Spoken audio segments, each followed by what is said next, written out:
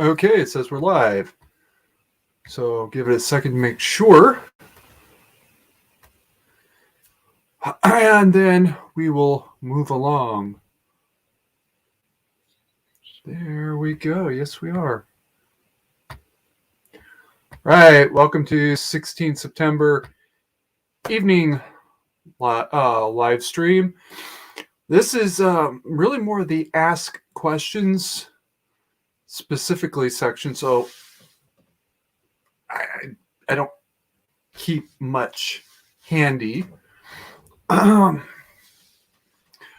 have one question from this morning that I didn't have a chance to answer, but I'm going to hold on to that in case Alpine does show up.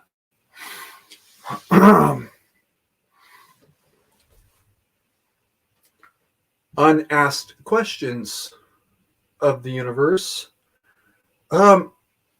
People seem to think I'm crazy. Well, they're right. But I'm also correct about the things I say. All right. I know it drives some people insane that I talk about a certain country as much as I do.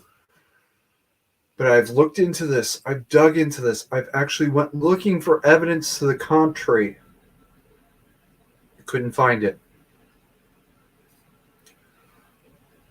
There is a legitimate threat to everybody on Earth right now. And you need to be ready for it. Because these people are very, very sneaky. Very clever. And very, very dirty pool players.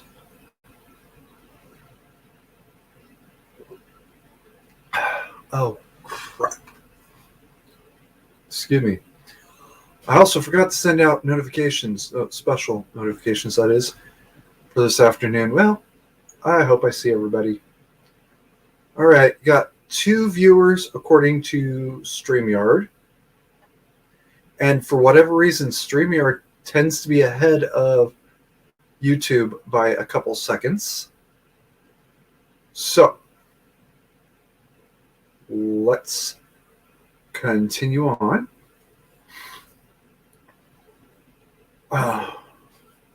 There we go. So, yeah, I know it drives you guys crazy, but you need to hear it, and you need to get the message. All right. There was a certain man who went around town telling everybody, there's a flood coming, there's a flood coming. And everybody said, you're crazy. He built his house up on stilts, 20-foot high stilts, and he built a boat. He built a boat miles inland. Sure enough, a couple of years later, a flood did come, and it went for miles around. Now, you might think I'm telling you the story of Noah and the ark. I'm not.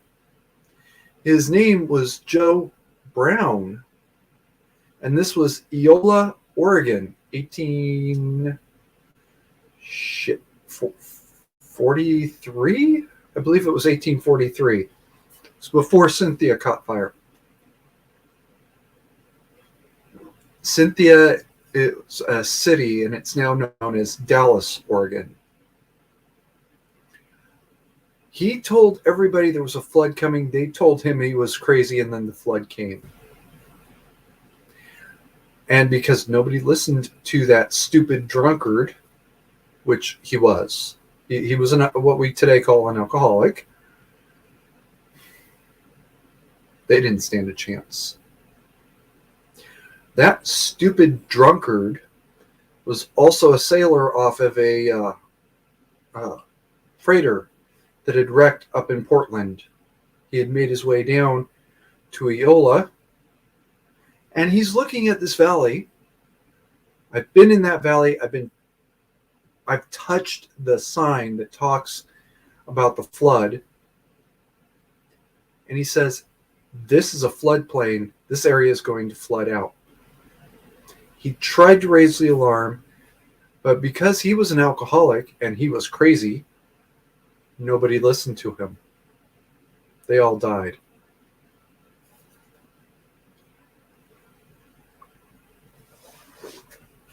I'm just saying. All right. Nobody in the chat. So I'm going to toss this one up here. This morning, Alpine Gulch asked, do you know how to navigate by the stars? Per se, I do not. Damn it. I downloaded an image to show you all, and then I closed it and forgot to reopen it. So give me a second while I dig this up.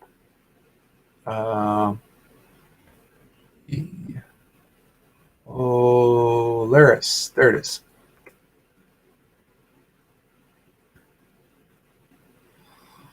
Okay. Share screen. Windows. There it is.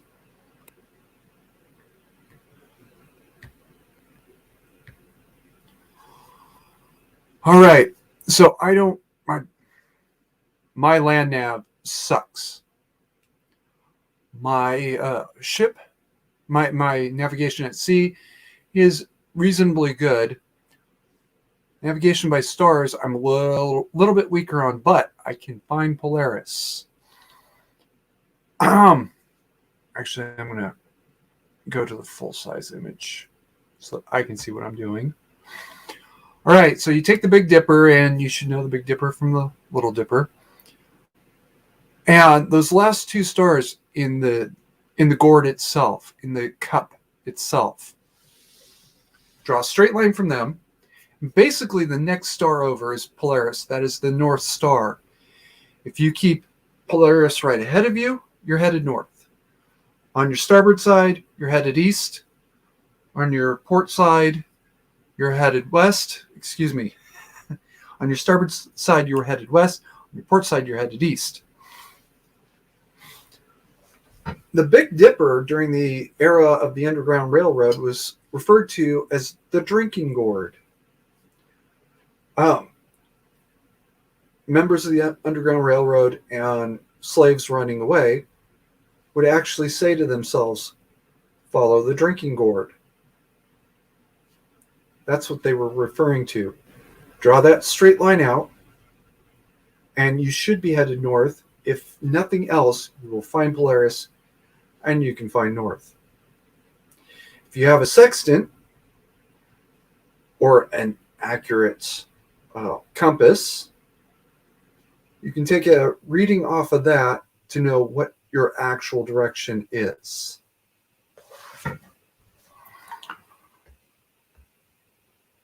Correction, what your direction should be. Is it a perfect system? No. Will it keep you headed in generally the right direction? Yes, it will. Hey, Jim. Oh, hi. Jim, I just saw you not 2 minutes ago. Hide. To be perfectly blunt, at the point where you need to go to that level, the world really has collapsed in a way that you cannot fathom today. Places like Somalia and Ethiopia through the 70s and 80s and into the 90s would be much more robust civilizations than the world that you would need to stellar navigation. I've seen it done. I've done some of it under appropriate supervision. I was a seaman at the time, not a bosun's mate. Oh. I will check that out as soon as I can, Jim. Moving right along.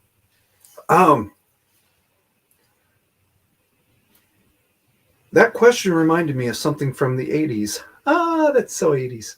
Okay. There was a short-lived toy series called Steel Monsters. It was Tonka's attempt to get into the Mad Max market. And it didn't really work out so well. I think they were withdrawn after 2 years with not the kind of sales that they wanted. With them would come a comic book. Now, only one, to the best of my knowledge, was ever produced.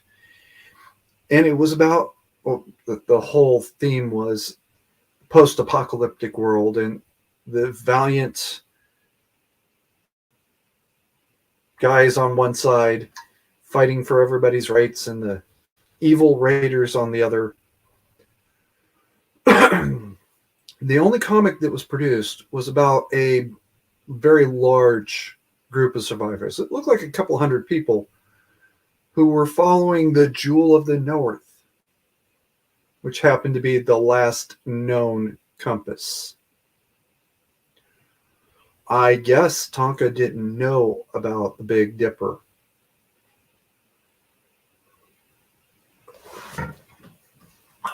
Was it the Jewel of the North? I think it was the Jewel of the North. Either way, it's a good system to keep handy. I know that there is a way of determining the time, and it's somehow you hold your fingers up right at the horizon where the sun is on your fingers, tells you about what time of day it is.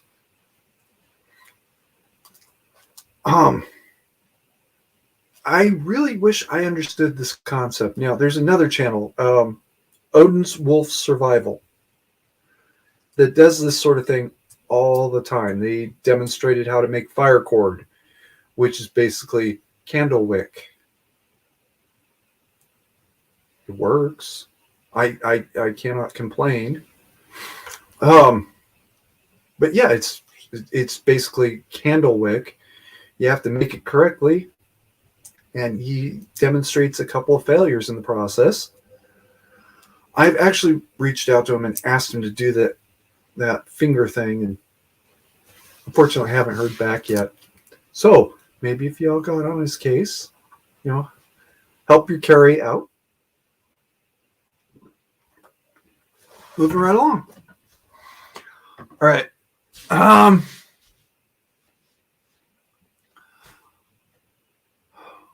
Since this is Ask Me Anything segment, Sup is just sitting here trying to talk to people. StreamYard tells me there's 3 people watching. I think I'm one of them. I know the girls are the other. I know because Fix has already made fun of me. And that's okay. I'll be down there with Marta next week. Okay.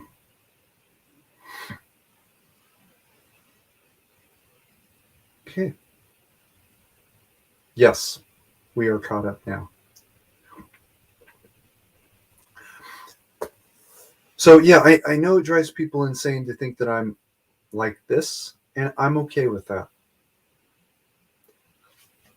At the end of the day, much like John Brown, I will eventually be proven right. All right. A question that has been asked from time to time: why do I oppose common people having automatic weapons? It's because it's an automatic weapon. It's a spray and pray weapon. There is about 1% of the population that can use automatic weapons effectively, right? They can say, I want my bullets in that target there, and put their bullets in that target there and not all around it.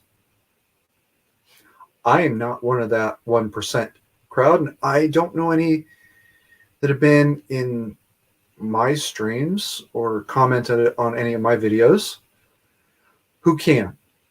I don't know of any. I've met a few of those people. Well, let me rephrase that. I have talked to a few of those people. It's not a secret. Navy SEALs. When I was at the PSU, we'd go out to San Clemente Island once a year to do our 2-week active duty period. and that's where we would go. So, yeah. Matter of fact, I made a point of it to not look at their names because I didn't want to know their names. Looked at their color devices to see if they were enlisted or officers. That's it. Or chiefs. I didn't want to know their names. I did everything I could to not learn their names. And I think I vaguely recall that one of them, it started with a C. Those guys can do that sort of thing, and God bless them. You do the thing. The rest of you are just not capable of that. And it is not okay for you to spray and pray to kill one guy under less than optimal circumstances and end up shooting 15. Right? You didn't save anybody then. You killed 15 and the guy you meant to. Or not the guy you meant to, more to the point.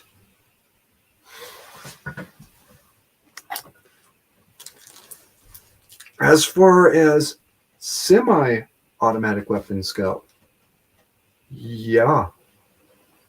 The one of the proposals I put out there was actually to come up with a not quite new class, but a new design of firearm that would put the price point at about $200. That was just a simple, reliable semi-auto. Comes in two calibers. Three. 9mm, 40 cal, 22. That's it. Basic, simple, reliable. And the concept was actually vaguely based on last-ditch guns of World War II.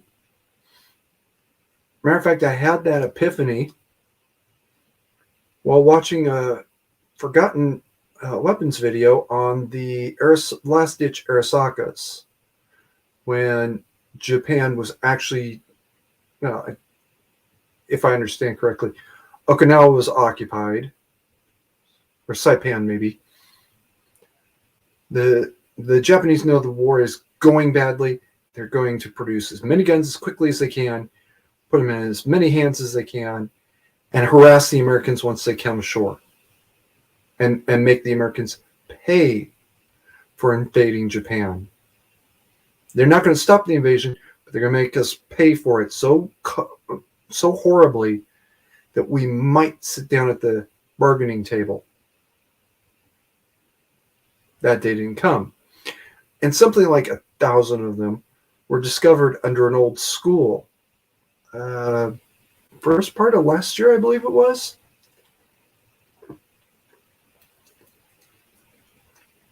They had just been dumped there at the end of the war. Somebody built a school over it.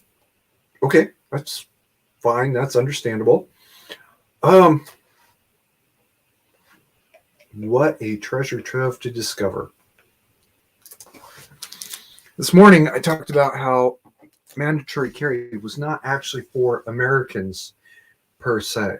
Yeah, yes, it'll have to start here, sort of.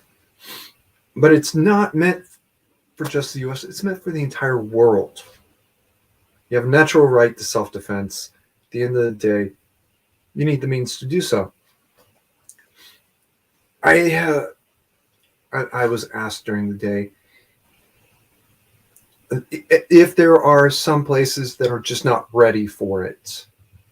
And you know what? I can see that there are some countries where the culture against firearms has been so strong for so long that they're not ready. And they won't be ready for a couple generations. Russia, a lot of Germany, although Germany's kind of past that point now. Italy, France. Britain will not be ready probably until 2060, even if they adopt the concept today. Canada could be ready in a few years. Mexico would be ready in about 10 years, right? You see how these, I'm not just talking about third world countries. I'm talking about some first world countries too.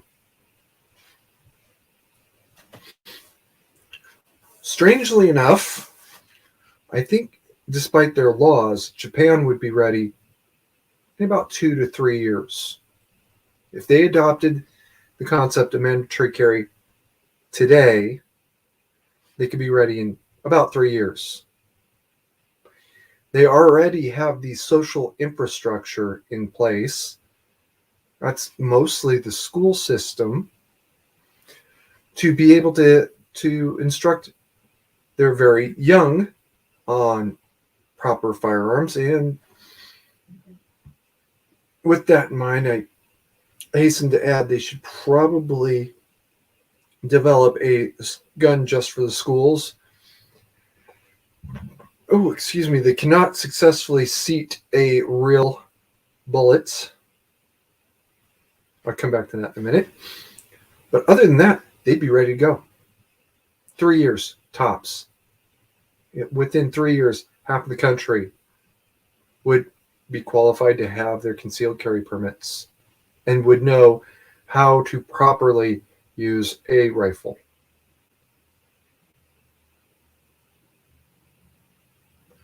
Jim, have a good night.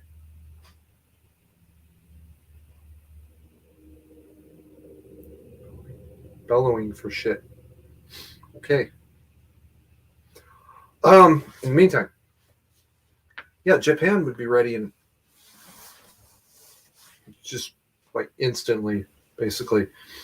There are 2 countries, however, that are already de facto, not de jure, mandatory carry countries: Switzerland and Israel.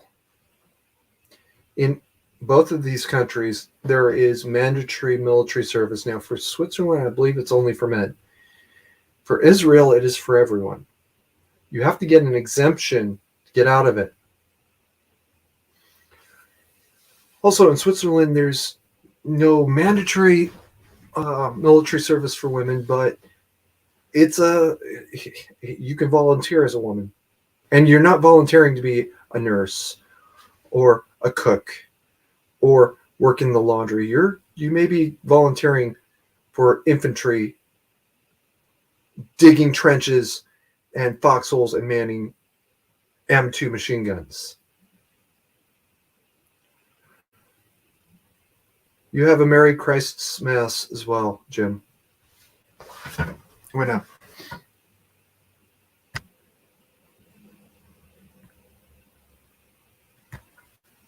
Okay. So, yes, Switzerland is one of the 2 de jure mandatory carry countries. When you leave military service in Switzerland, if you are willing to pay the Swiss national government, I believe that it's referred to as a federal there, the federal government for the replacement cost of your gun, plus I think a couple hundred extra dollars, parts and labor, you can keep your gun. That couple hundred extra dollars in parts and labor, what they do is they pin it so that you can't take it to automatic,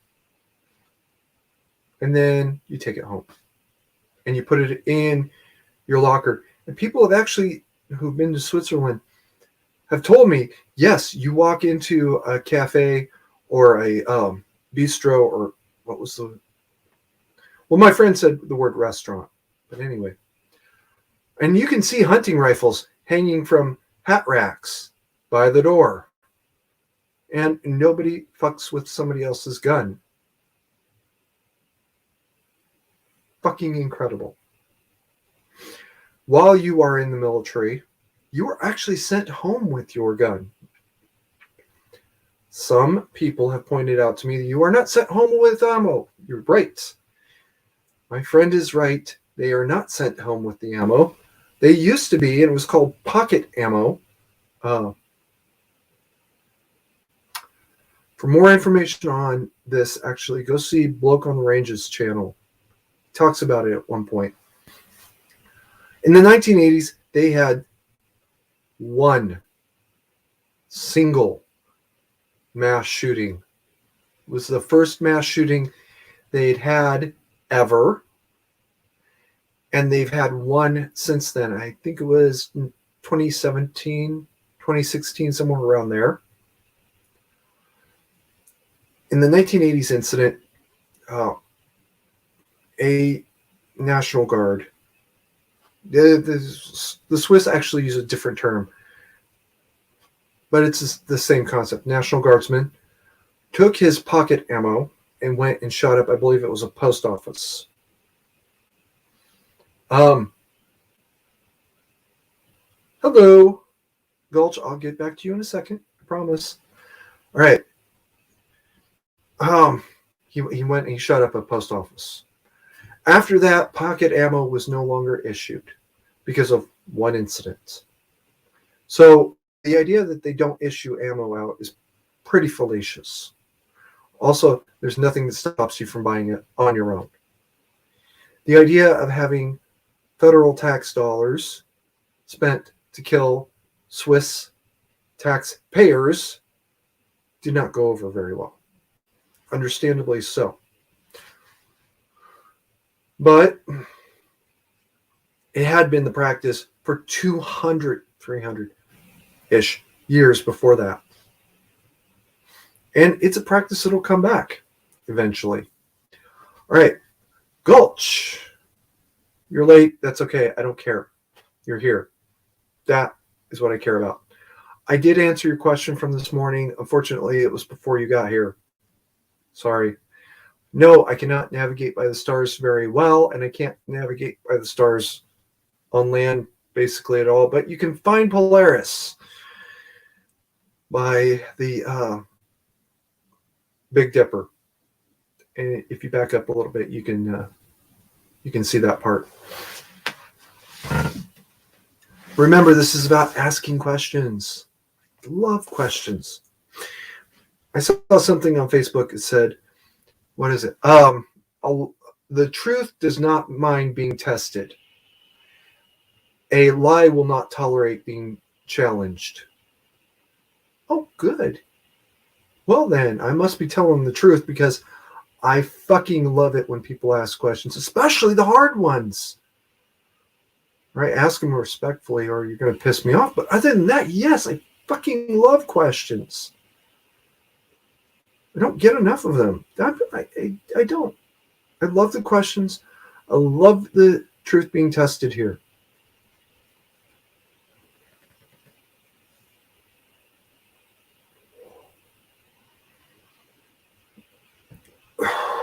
Love you, Susan. Okay, moving right along.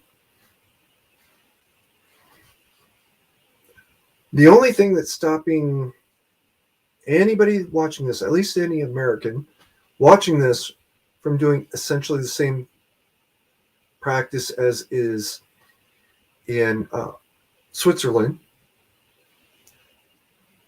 is the money to buy the gun. Literally, that's it. You can get an AR-15 that will handle 5.56 ammo and be resupplied by National Guard or Army or whoever it is when a crisis of that nature comes along. I don't understand why people don't want to believe this. For the life of me, I cannot. It's the reason why I went out and got the 9mm barrel for my Glock, so that I can switch between the 40s and the 9s in very, very rapid succession. Okay, we're at 30 minutes now. Ow.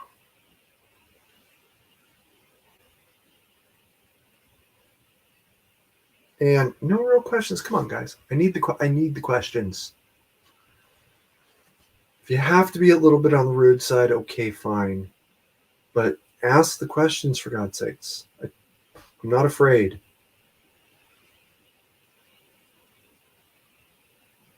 Well, okay.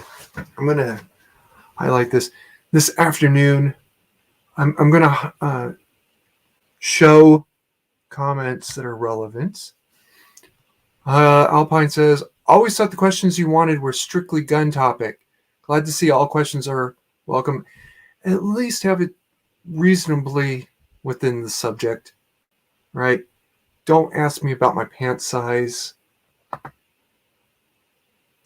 or something absolutely ridiculous like that. And by the way, the last movie I went to see was The Hunt at the Manor. Before that was Alita. I haven't been to a theater since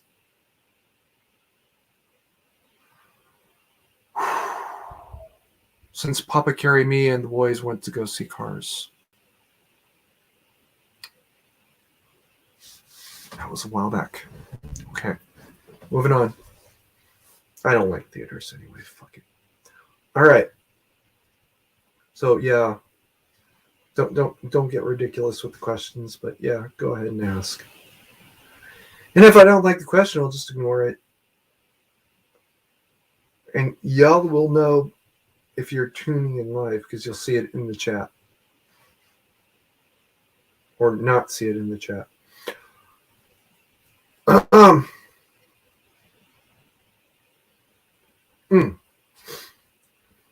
Right. I'm not some ridiculous pie in the sky thinker like some other people I can name. I realize that there are limits to all things, but these limits are based on real and measurable facts of the universe, right? No, you cannot have a grenade launcher just because it's cool. Actually, you could have the grenade launcher, you just can't have the grenades to launch. You could easily have chalk rounds and go play with chalk rounds. Sure, why not? Smoke rounds, why not? I've fired chalk rounds. I don't think I've ever actually seen a smoke round. No reason on earth. All right. Are you going to affect multiple people by firing a smoke round into a crowd? Well, yeah. Are you going to hit one of them? Yeah. Are you going to hit maybe 2 or 3 of them? Possibly. That happens all the time when police break up riots. Are you going to carry a grenade launcher around you for self-defense? Get real. Come on. Don't even insult my intelligence by asking a question like that.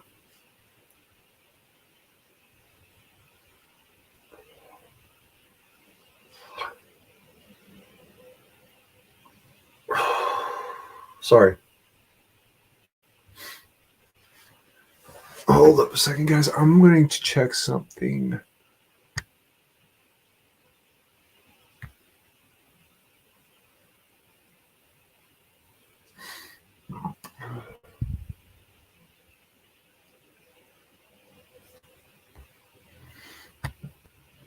Unfortunately, my best question asker is also live right now. And I'm pretty sure most of the other people I would want to see in here are as well.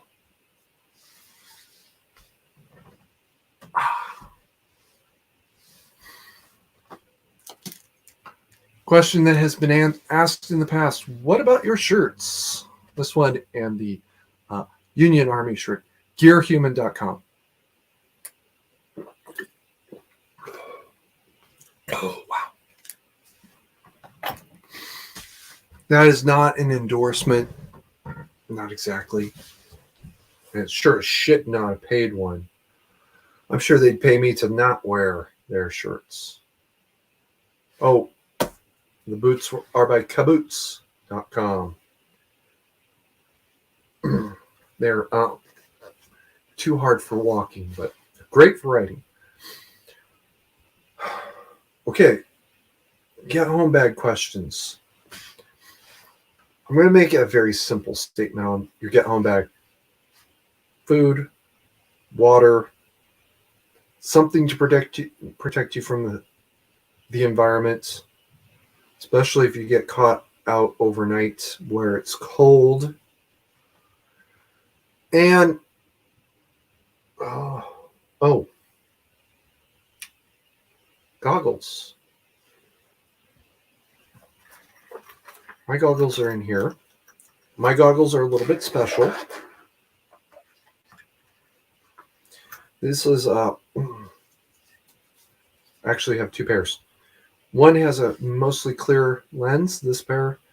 The other is in a secondary container. I'll get to that in a minute. These are really nice. These are cool, right? These fold up. These are also a little bit more than you need. I got these because they're the higher standard. Believe it or not, you can wear swimming goggles. The only thing I would say to that is at least have a clear pair. And if you can, get a second tinted pair so that if you get caught out in the middle of 150-degree summer at noon, you can also put on those tinted swimming goggles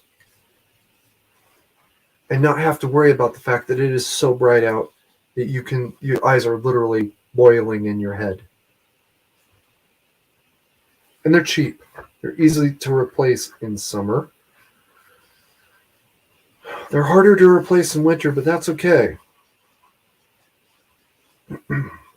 And worst case scenario, you replace them once a year. The old pair goes into the get home bag. The new pair goes out to the pool for this year's fashion, you know.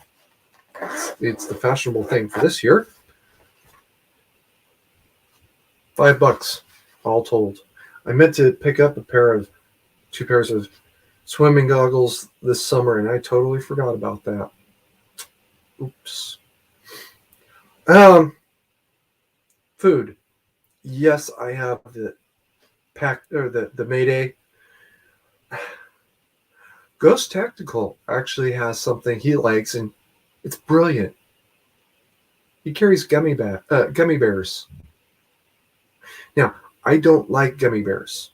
I don't like the flavor of most gummy bears. I love cinnamon bears. Same thing. Cinnamon bears, gummy bears, orange and cherry slices, like I really, really love. Hot tamales, Mike and Ike's, whatever. A box of candy in your bag. And they will last for months. And the worst case scenario is you eat them while you're at work and you have another one that's stuffed in your bag, ready to go. Much like your water bottle. Next week you replace the box of candy. So what? You're in great shape right there. By the way, it's almost any candy as long as you like it. The only thing I'll say to this, say about it is that cinnamon bears, hot tamales, and other cinnamon, if you stick them under your tongue, it hurts. And that'll help keep you awake during times when you need to stay awake. It should only be one night. After that, you should be home, putting together your bug out kit if you need to, getting ready to leave. And that's when you get into all the heavy gear. Also should be using a vehicle because you're not going to get very far on foot. Well, I take that back. There's an old adage about if you want to go fast, go alone. If you want to go far, go in a group. The bigger the group, the further you can go. Alpine, I know you're there. So go ahead and ask the question.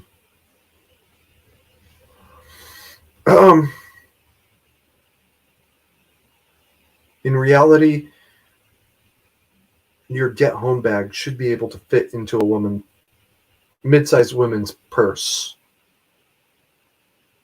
That's it. If you need glasses, have a spare pair.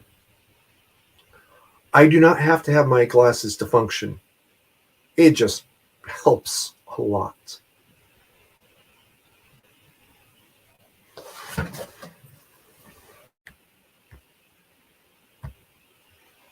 Stay awake, stay awake, stay awake, stay awake, stay awake until you get to somewhere where you know you're at least reasonably safe. Which would also, by the way, not include roadside rests. Even if it's an ordered on-foot evacuation, don't stop at the roadside rests. Right? That's where people are going to stop to prey on you. The exception to that rule is if you see a police vehicle by the entrance, that means there's a cop back there somewhere, and he's looking for trouble. All right, his own mind might not be entirely in the same place that it was an hour or two ago, and now he's looking for somebody to hit, and he's just going to hit them. Well, now it's safe. Just keep your hands to yourself. An hour ago, his universe was normal. He was writing speeding tickets and responding maybe to domestic violence calls and getting and responding to traffic accidents all day long. And it was just the same old, same old. Now he knows that he's surrounded by a lot of people who are very upset, very confused, very angry. And some of them are planning on using this as their opportunity to prey on others, thinking they can get away with it. And he's sitting here at this roadside rest or this road closure or this whatever, thinking, yep, I've got 500 people around me and 50 of them are convicted felons. The minute anything starts, I'm going to have a riot. Me versus 500 in a riot. It's not going to work out well for me. He will make sure that that riot doesn't have a chance to start. It is that simple. And he is fighting for his life there. By the way, don't start a fight at a roadside rest, especially during an evacuation. Okay, we're at about 45 minutes. I wrap these up in about an hour. Goggles. Really, that's the only thing I ever thought of for get home bag that most people don't. And it's not even that I thought of goggles per se, it's that I realized you can use swim goggles on land without any significant problem. Have water and candy or something more durable and goggles and just go. And about $20 worth of quarters, because God, quarters are so useful. You can use them as regular cash at a 7-Eleven. You can use them in vending machines, possibly even after the power goes out. And if the power's out and that means the vending machine is out, at that point, it kind of comes to the point of damned if you do, damned if you don't. Do what you got to do and own it later. Always be ready to own it later. And don't go into a jewelry store to try to improve your personal lot in life. When some kind of authority does come along and sees you in a jewelry store, even if you're the owner, your chances of getting shot are almost 100%. I know that didn't happen last summer. A lot of things didn't happen that should have, and did happen that shouldn't have last summer. Last summer, hopefully, is an aberration. Go home, stay home until you have to leave, and then just leave.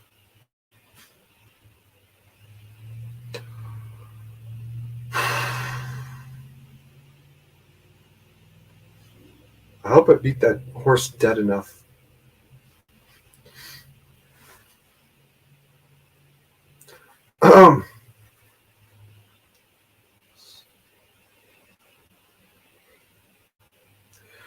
Trade items. Right. I'm going to tell you all the truth. When that shit hits the fan, I'm going to steal a couple packs of cigarettes. I'm just going to do it, and I'm going to own it later. Yes, Your Honor, I stole 2 packs of cigarettes. People like me, if you have a couple packs of cigarettes, will be a godsend to you. Don't abuse it.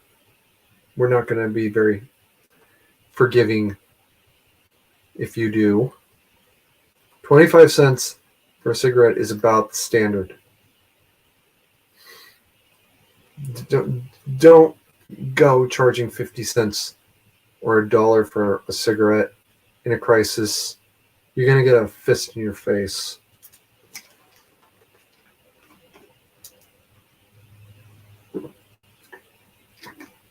There's a book. My understanding is it's a true story, although it may have been slightly modified to hide the really despicably guilty people in case they had real lives. It's called King Rats. It was about World War II POW who would buy, sell, trade cigarettes for whatever. And some of these guys really got to be some pretty horrible people. Now, they were probably horrible before they went into the camp. Now that they're in the camp, they're even worse. Because the only law and order is the POW guards. And the guards don't care if POWs die. So let them kill each other. That was literally the attitude, and has almost always been the attitude of POW camp guards. They don't want to be there. So if 2 inmates kill each other, yeah, whatever. Or 2 POWs kill each other, yeah, whatever. Not my problem. Don't be King Rats.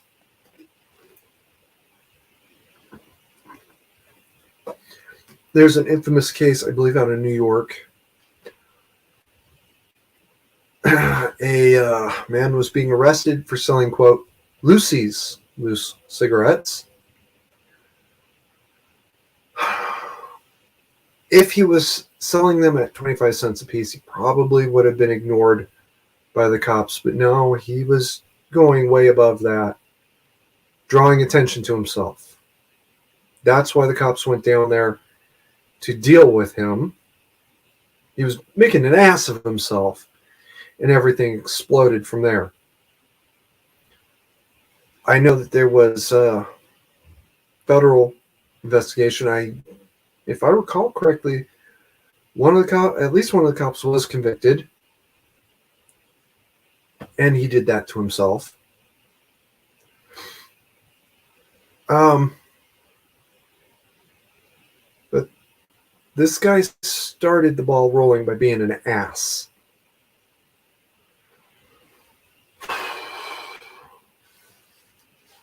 Right. It looks like I'm the only one watching right now, so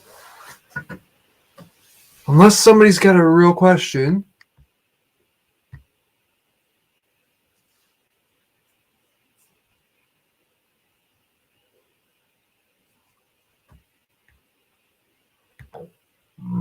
Oh, excuse me. I'm going to go ahead and wrap it up.